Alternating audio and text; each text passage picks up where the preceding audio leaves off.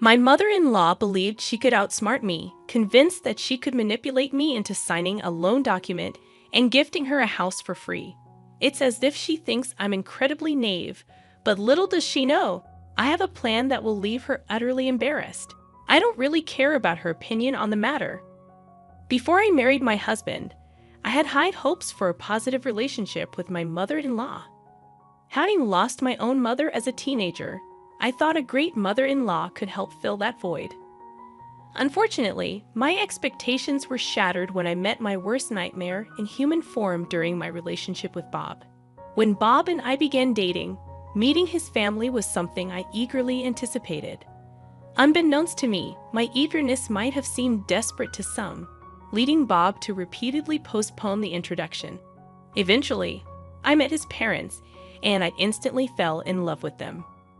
Maria, Bob's mother, initially seemed like someone I wanted to impress, not in the conventional sense, but rather to become her favorite daughter-in-law. From the third month of dating, Bob and I knew we were heading towards marriage due to our compatibility. Like me, Bob and his parents were born in Europe, but they were Americans proficient only in English. Bob had hinted a few times that his mother could become a burden in the future, but I dismissed the warnings. I genuinely cared for her and willingly helped with chores whenever she asked. My motivation stemmed from a desire to amend mistakes from my teenage years, during which my relationship with my own mother was strained. Despite Bob's warnings, I disregarded the possibility of being manipulated by his mother. I aimed to build a strong bond, having had failed attempts with older women in the past. Even when Bob cautioned me, I believed he simply wanted his mother to have some space. However, I started noticing signs that she might be taking advantage of our relationship. For instance, Bob's mother would intentionally neglect her dishes on the days she knew I would be visiting, hinting at a hidden agenda. Upon my arrival, I willingly took on the responsibility of doing the dishes and tidying up her chaotic kitchen. The same applied to grocery shopping. Adding to the complexity, Maria was disabled and relied on a limited disability check. Despite its inadequacy, she would frequently call me to borrow money. My inability to say no, coupled with my fear of being perceived as a bad person, led me to comply. Over the 2 years of Bob and I dating, my relationship with his mother flourished. Even when I sensed that she was taking advantage of me, I hesitated to stop my actions. The constant borrowing, whether it was $50 or $100, didn't bother me because I wanted Maria to be content. She had come to view me as her own, and I guess she exploited that connection. Deep down, every smile I elicited from Maria made me feel like I was rectifying the mistakes of my troubled teenage years. As a teenager, I unknowingly caused my single-parent mother a lot of distress. It wasn't until I grew older and she passed away that I understood the gravity of my actions. Despite her efforts, I constantly compared her to others and eventually ran away from home. I didn't return until her demise, leaving her with a skewed perception of her motherhood. This painful realization fueled my actions toward Maria. Eventually, Bob and I got married, marking one of the happiest moments of my life. It wasn't just about the wedding, it was the joy of having a supportive family to fall back on. I could officially call Maria Mom, and as a nurse, I became her personal caregiver, bringing us even closer. Little did I know that Maria didn't reciprocate my feelings as much as I loved her. She seemed to be the type who went above and beyond, even with those she cherished. About a year into our marriage, Maria began urging us to have children. Bob and I, however, had decided to wait at least 3 years before starting a family. When we explained our reasoning to Maria, little did I know that this decision would unravel a new chapter in our relationship. She vehemently opposed our decision, immediately presenting us with a litany of reasons why we should start a family sooner rather than later. At that time, Bob had been laid off from his job, placing the financial burden squarely on my shoulders. Despite our own challenges, Maria continued to call, requesting to borrow money. She often complained about the meager disability funds she received. In her texts, she acknowledged her debts and promised to repay as soon as she had the means. Strangely, I never bothered to keep track, lending money out of love rather than expecting repayment. Maria, however, consistently reminded me of the amounts she owed, perhaps attempting to reassure me of her intention to settle the debts. Initially, I thought Maria's insistence on us having children early would subside after we explained that we weren't ready. However, each visit to her house or dinner turned into an opportunity for her to bring up the topic. Initially tolerable, her persistence escalated to sending YouTube videos, baby pictures, and images of happy families. It became overwhelming, prompting me to confide in Bob. His attempt to address the issue only worsened it, as Maria began offering unsolicited advice, even recommending fertility doctors. Her assumptions reached a breaking point when she suggested I might be barren, throwing a tantrum. Frustrated by her incessant interference, I distanced myself. I reduced visits and limited phone calls to once or twice a week, ensuring Bob was present during our conversations. Fortunately, after 2 years of marriage, Maria seemed to grasp the gravity of her behavior. She accepted that we would start a family when we felt ready, not succumbing to her wishes. Even though our closeness had diminished, Maria remained in my thoughts, and I extended help whenever possible. By this time, she had recovered and resumed work, reducing her financial requests. About 4 months later, with Maria back at work, Bob secured a high-paying job in another country. Gradually, I found myself rekindling a closer connection with Maria. This time around, our relationship seemed to have transcended the need for favors, and she was now capable of handling tasks she couldn't before. While I had friends to hang out with, I believed that a mother holds a unique place in our lives, distinct from our friendships. Thinking that Maria no longer required my assistance, I was blindsided when I discovered her attempt to deceive me into signing her home loan papers. For weeks, she had been discussing a purchase, leading me to trust her without confirming the details. Initially, she mentioned needing my signature for a car, but one day, I stumbled upon a message on her phone that revealed the truth. The papers were not for a car, but for a home loan. Enraged, I contemplated confronting her immediately but feared the hurtful words that might ensue. Instead, I kept silent and left after she returned with snacks. Back at my apartment, I pondered ways to outsmart Maria and eventually devised a plan. I created a document in our country's native language, knowing she was proficient only in English and wouldn't understand its content. When Maria called, stating she had obtained the papers for the dealer and inviting me to sign them, I seized the opportunity. Carrying the bogus document, I requested a copy in my native language.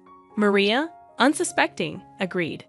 I left her house, claiming I needed to print the subtitled document, and returned minutes later with the fabricated paper I had prepared the previous night.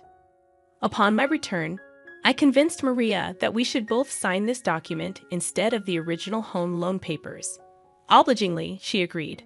Rushing off to work in the afternoon, I promised to drop by later in the evening. When I returned to Maria's house that night, I anticipated her realization of the ruse, expecting her to send the papers back to the company. To my astonishment, her reaction was quite unexpected. I had attended a small house party that Maria had organized, unaware that she was celebrating the successful signing of the house loan papers. She had invited her friends, and the atmosphere was filled with laughter and drinks. Little did I know, everyone in the room, except my father-in-law, was privy to Maria's deceptive act. Upon entering the house, I sensed that Maria wasn't thrilled to see me. Her attention was solely on her guests. To add insult to injury, they openly discussed the loan in my presence. Realizing the situation, I decided to play ignorant. I inquired about the loan paper Maria mentioned, and she burst into laughter, even mockingly calling me a poor thing. She reveled in her successful trickery, claiming she duped me into signing her home loan papers under the guise of getting a new car. I allowed her to revel in her moment of triumph for a brief moment before revealing that I was well aware of her deception. Even if I hadn't known Maria's intention, I would have figured it out the day I signed. After all, everything on the document was plainly written in English. I couldn't help but wonder how she planned to get my signature without me reading the document first. Opting for a more dignified response, I remained calm despite her attempts to provoke a reaction. To spoil her celebratory mood, I challenged Maria to translate a line from the document she held. Initially hesitant, she complied after sensing my determination. The first line revealed my awareness. I am attempting to deceive my daughter-in-law, but I've been busted because she already knows. As she read out the damning line, Maria's eyes widened in anger. Without wasting time, she erupted into a tirade, hurling insults and regretting her son's marriage to me. Her hurtful words cut deep, and I couldn't stand being humiliated in front of the guests. I fired back, asserting my innocence and refusing to be blamed for her deceptive actions. I harbored no regrets for exposing the truth, considering it a necessary lesson for Maria. Maria understood that convincing me to sign her home loan papers would be a challenge. Resorting to deception, she tricked me into signing them, thinking it was a clever move on her part. Unfortunately, this maneuver led to significant tension between Bob and me. Maria, likely playing the victim, must have informed Bob that I insulted and humiliated her in front of her friends. It has been a week, and Bob refuses to answer my calls or respond to messages. The frustrating part is that he hasn't heard my side of the story, and despite repeated attempts, all my calls go straight to voicemail. He was supposed to return home last weekend, but he hasn't, and there's been no communication. Despite feeling regretful about the strange situation with Bob, I stand by my decision not to regret exposing Maria's deception. The question I have is whether I am in the wrong for outsmarting Maria and responding assertively to her actions. Despite her being my mother-in-law and an elder, I couldn't let her manipulate the situation. I'm eager to hear your comments. Update number 1. I appreciate the comments on my original post. It hasn't been easy since last week when Bob returned home with an attitude. Despite my attempts to explain everything, he insists that it was wrong of me to humiliate his mother. He seems to overlook the fact that his mom tried to deceive me into signing her home loan papers. Bob is so angry that he believes I should have called him when I discovered Maria's intentions. I haven't spoken to or visited Maria since then, still shocked at how she treated me despite all I did for her. The most frustrating part is that Bob is now threatening divorce if I don't apologize to Maria. In a heated argument 2 days ago, he left the house in the morning with some belongings. Later that evening, I discovered he was at his mother's house with a woman from his past, boldly posting pictures on Facebook. They appeared to be enjoying themselves while I dealt with loneliness. I expected Bob to understand the situation from my perspective and acknowledge his mother's wrongdoing. He hasn't spoken to her or condemned her actions, and for 2 days, Bob has been elusive since expressing that he'd rather lose me than let a woman jeopardize his relationship with his parents. It's painful to hear Bob now perceive me as a homewrecker, especially when he knows the genuine reasons behind my compassionate treatment of his mother. I had confided in him about my past with my own mom, and he used that vulnerability against me, hurling insults and uttering things I never expected from him. Even if I were to apologize to Maria for exposing her deceit, the dynamics between us can never return to how they used to be. I can't envision myself getting along with her or any of Bob's family members ever again.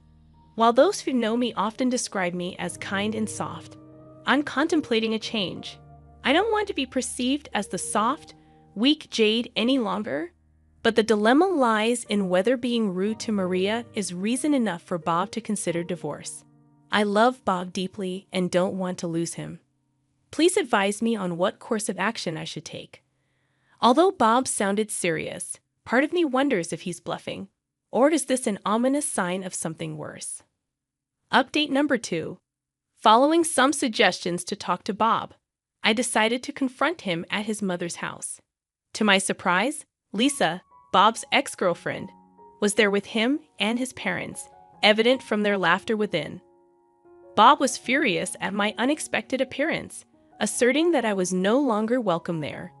In an attempt to salvage our relationship, he demanded that I apologize to his mother. Desperate to make things work and missing Bob immensely, I reluctantly apologized to Maria. However, It wasn't heartfelt, and Maria insisted on writing an apology for me to read. To my shock, the apology Maria penned contained demeaning content, prompting an immediate change of heart. I walked out of the house, and Maria, Bob, and Lisa laughed as I left. Betrayed and hurt, I texted Bob about my readiness for divorce and contacted a divorce lawyer. Instead of begging or clarifying, Bob's response was a simple okay. Before meeting Maria, Bob had mentioned that Maria held affection for Lisa, but they had ended things because he felt Lisa wasn't the one for him. Reflecting on my actions, I realized how foolish I had been. Despite suspicions, I had often dismissed the thought of Bob cheating on me. He always took calls from his parents in my presence, but for other calls, he would excuse himself to answer outside. In hindsight, there were signs of a possible affair, but I had brushed them aside, not wanting to succumb to baseless assumptions that could ruin a marriage. I refrained from jumping to conclusions until I was certain about Bob's actions. Even though Bob wasn't cheating, taking Lisa to his mother's house felt like a direct insult. In my view, divorce seems to be the best resolution, and I wish there was a way to teach Maria a lesson, but I'll let her be. Update number 3. I want to express my gratitude to all of you for your invaluable support. Among the numerous comments, the suggestion that stood out was to make Maria pay back all the money she borrowed. After gathering proof, I decided to sue her. Before filing the case, I messaged her, demanding repayment, but she didn't respond. I also texted Bob, and his dismissive response pushed me to proceed with the legal action. I filed the case and waited for Maria to be served. The sum she owed me exceeded $3,500, and I had evidence in the form of text messages. Maria's reaction upon being served was furious. She bombarded my phone with calls. I deliberately avoided answering. Bob and his father also reached out, suggesting an out-of-court settlement, and Bob professed his love. Disgusted, I blocked him, but he persisted with another number. The day of the court hearing arrived, and Maria showed up with her entire family, including Bob and his father as witnesses. They glared at me while the judge questioned me.